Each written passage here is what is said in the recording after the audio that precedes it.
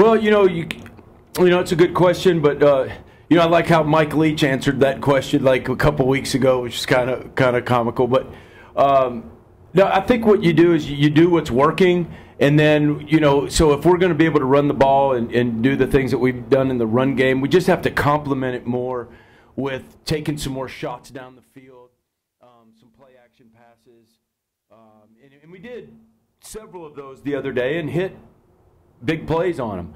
But we just got to do more of them, because the more you run the ball, the shorter the game's going to be, and then the less the opportunities, you have to score. And so if you want to, there's two ways to approach the game. You either go out there and try to outscore your opponent, or, you run the ball and play ball control and field position and all of that stuff.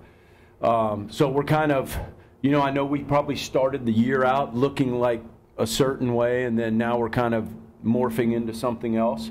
But we're just kind of finding out what our guys can do the best. And just, I talked about this earlier, we're just trying to find the best way to win the game that Saturday, whatever that game plan is. That Stanford game could be 2.5 hours long. Man, yeah. Well, it's kind of interesting. This is the first time, when I was at Cal several years ago and all that, and I'm pretty familiar with Stanford. This is the first time, you look in the stats and they're like second in rushing offense in the Pac-12, which is kind of weird to see, because what I'm, used to seeing out of Stanford. And I kind of like what they're doing. They're doing a pretty good job on offense, because through film swap, we're kind of behind them in games, so I get to see their offense against the defense we're preparing for every week.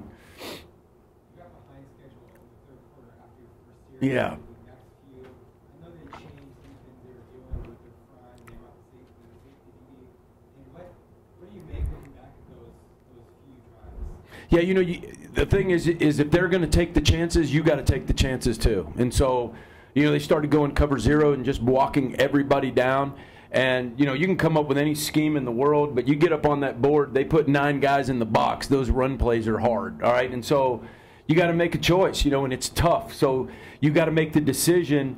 There's really a couple things you can do. You can run the option against cover zero, or you can throw it deep, and try to get over their heads. Those are kind of the two things that the way you beat cover zero. So you got to make those decisions. And then if you do throw it deep, you have the possibility of incomplete pass, and now you're 2nd and 10. And so you kind of play that game.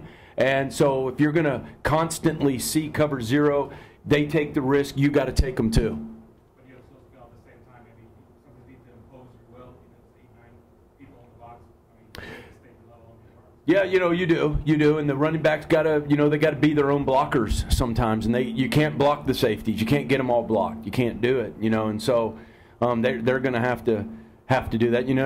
I remember watching Florida play Ole Miss with Tim Tebow, and there was a couple minutes left to go in the game, and they had 9, 10 dudes in the box. They ran quarterback power about 6 plays in a row and still got it. So yes, you can do that. You got some men up front, and yeah, you do have to impose your will sometimes. Manny said it's frustrating because it feels so close to really breaking out, Yeah. and yet he doesn't have that much time left. So do you feel that way also, that you guys are really on the precipice of kind of all being put together? I do. And, it's just, like I tell Manny that all the time, man. I just wish to be able to grow a quarterback up, and I really feel bad for the kid that he's, what he's had to kind of do, and we're just now learning each other and learning. I heard him speaking just a minute ago, and, I walked in, I heard his last comments. I was like, saying the same things. We're thinking the same way. We're talking the same way. And, you develop that relationship, player-coach. And, we got 7 games left together, get a bowl game. So, yeah, I do feel the clock ticking. And I wish we had more time together, but we don't. So we just got to make the best of it.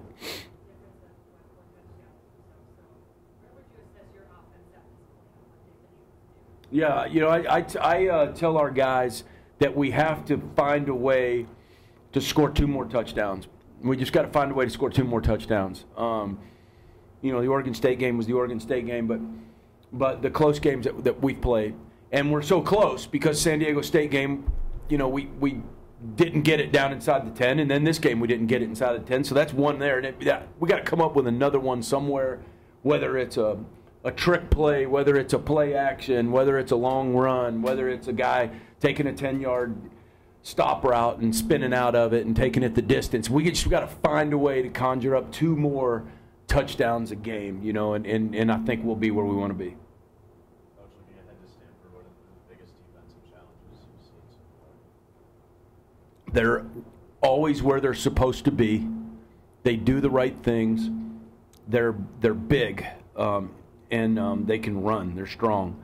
And then on top of that, unfortunately, they tackle very well. I love the defenses that can't tackle, but those guys, they tackle well. They're strong. It's the same formula. And then you look on their roster, they just do it the right way. If you look, most of the time, their starting units are juniors and seniors. They build guys up, and they get them in the weight room, and they develop them, and they play junior and senior football. And that's really how college football is supposed to go. If you're playing a lot of freshmen, then something has happened in the recruiting process or something. And you'll get a guy like N'Keal Harry who's very deserving to come in and play as a freshman. But most of the time, the good, solid programs, you look on that starting roster, most of their guys are juniors and seniors, and that's what you see, and they're strong. And then also, if you're a junior and you're a senior, you got a lot of experience. So they've seen a lot of football, they've seen a lot of patterns come at them, and they know how to respond quicker